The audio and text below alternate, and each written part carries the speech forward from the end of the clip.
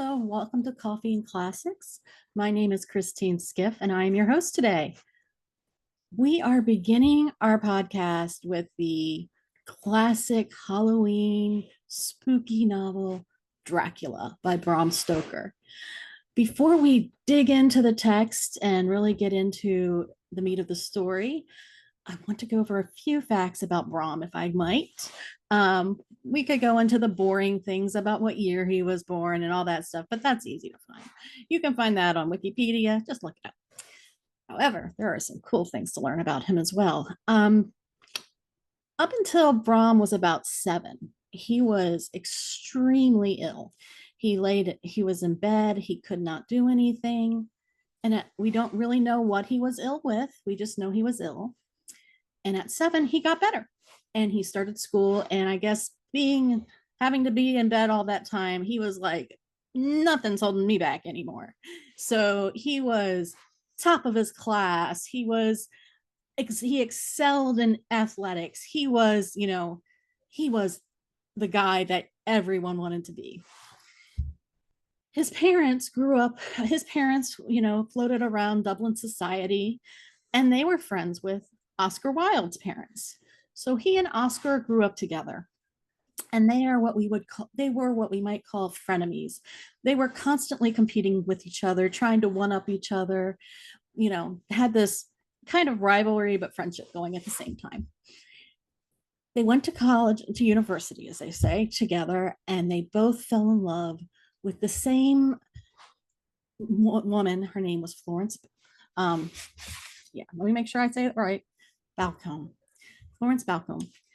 And she was the beauty of Dublin. Everyone was in love with Florence. She started dating Oscar, who was head over heels with her. It's not known whether he actually proposed or was planning on proposing, but he was serious, right? But she left him for Bram. They got married and immediately moved to London.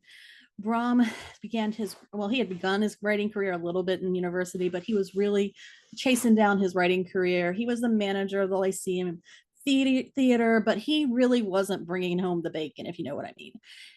It was Florence's family money that was used to kind of support their lifestyle, because they were in London society, and she did not begrudge that at all. She had complete faith in Bram. She was very, very supportive of him.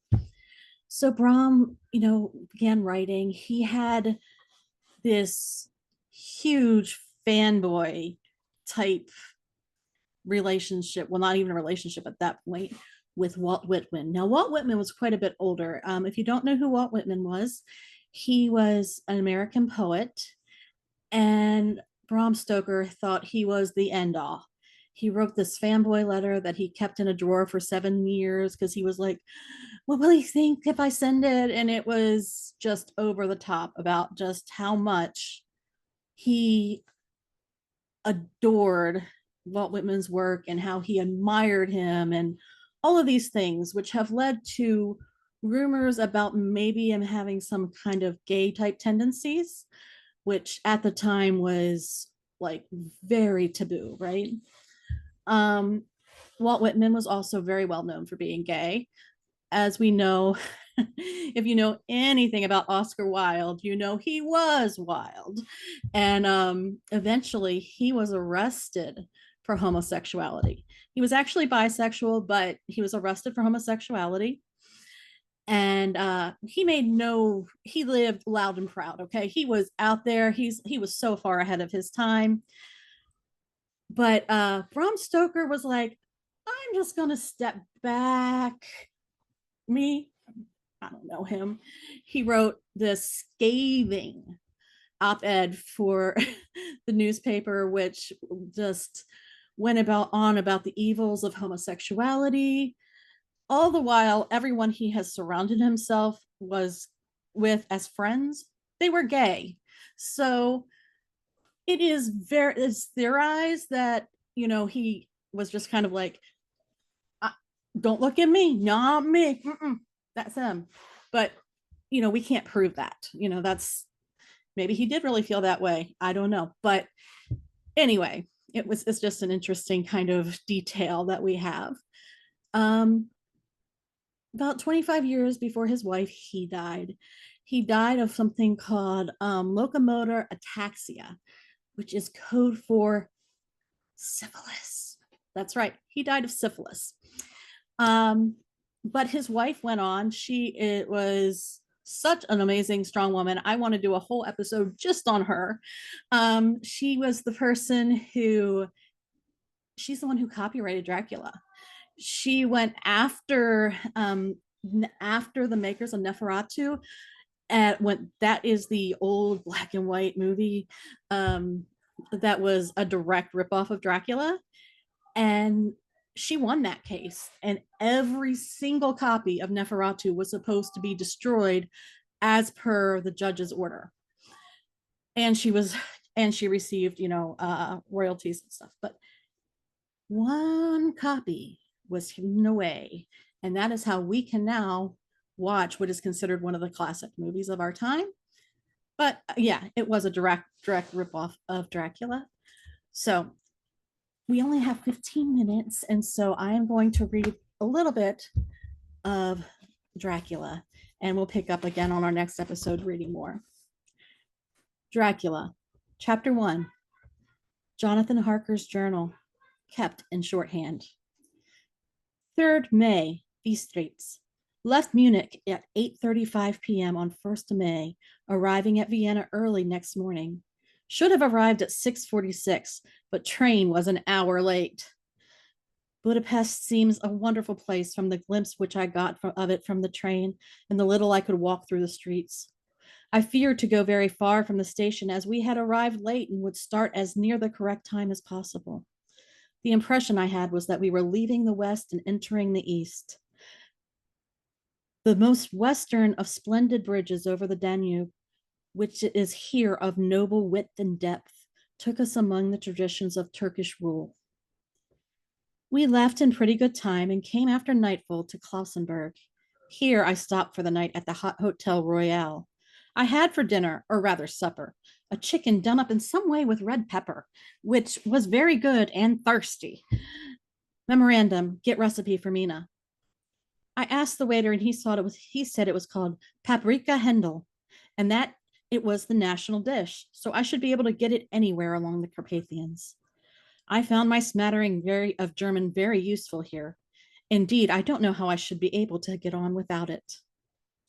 Having had some time at my disposal when in London, I had visited the British Museum and made search among the books and maps in the library regarding Transylvania.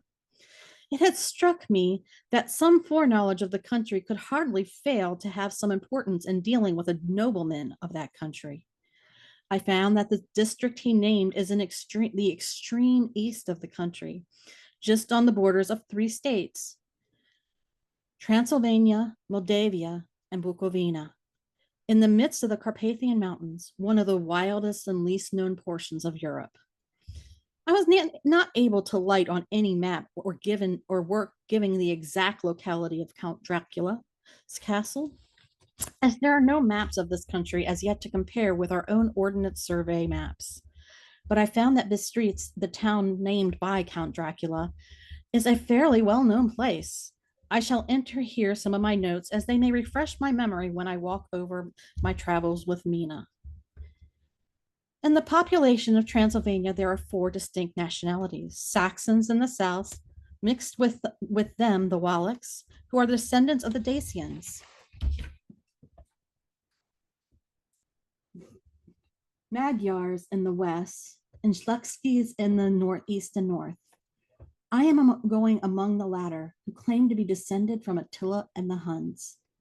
This may be so, for when the Magyars conquered the country in the 11th century, they found the Huns settled in it. I read that every known superstition in the world is gathered into the horseshoe of the Carpathians, as if it were the center of some sort of imaginative whirlpool. If so, my story may be very interesting. Memorandum, I must ask the Count all about them. I did not sleep well though my bed was comfortable enough, for I had all sorts of queer dreams.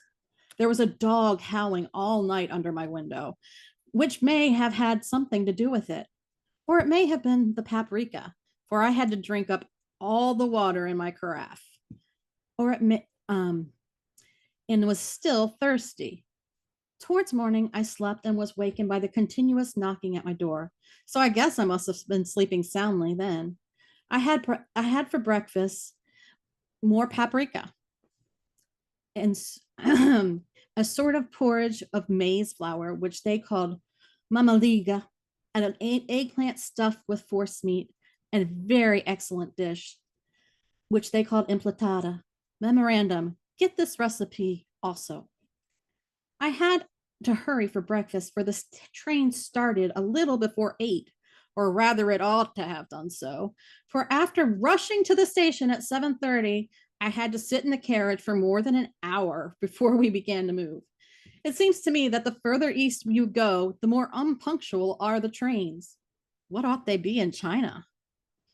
All day long, we seemed to dawdle through the country, which was full of beauty of every kind. Sometimes we saw little towns or castles on the top of hills, such as we see in the old missals. Sometimes we ran by rivers and streams, which seemed from the wide stony margin on each side of them to have been subject to great floods. It takes a lot of water and running strong to sweep the outside edge of a river clear.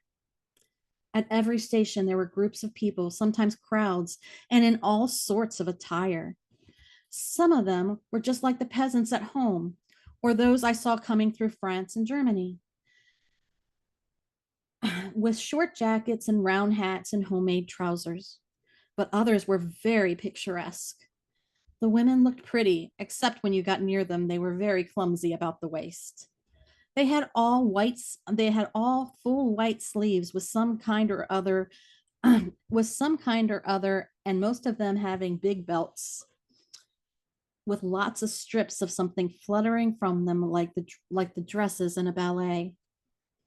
But of course, there were petticoats. The strangest of the figures we saw were the Slovaks, who were more barbarian than the rest, with their big leather belts, nearly a foot wide, all studded with brass nails. They wore high boots with their trousers tucked in them and had long black hair and heavy black mustaches. They were very picturesque, but do not look prepossessing.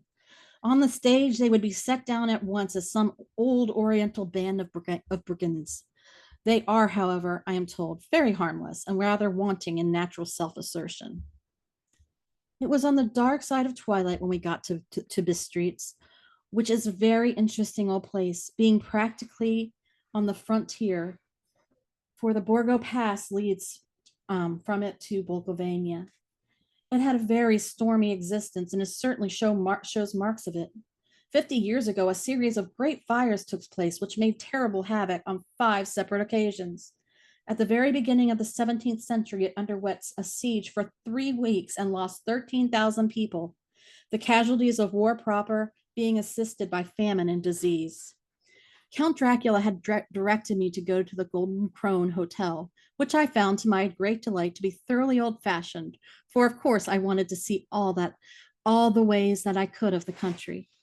I was evidently expected, for when I got near the door, I faced a cheery-looking elderly woman with a usual peasant dress, white undergarment with long double apron front and back of colored stuff fitting almost too tight for modesty. When I came close, she bowed and said, "The Herr Englishman?" "Yes," I said, "Jonathan Harker."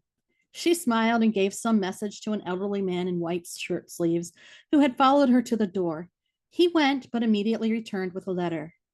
"My friend, welcome to the Carpathians. I am anxiously expecting you. Sleep well tonight. All 3 tomorrow, the diligence will start for Bulgaria. A place on it's kept for you. At the Borgo Pass, my carriage will await you and bring you to me. I trust that your journey from London has been a happy one, and you will enjoy your stay in my beautiful land. Your friend, Dracula." Thank you for listening to Coffee and Classics. We will pick up again later this week. I hope you enjoyed it. This is Christine Skiff, your host from Gift and Author Publishing.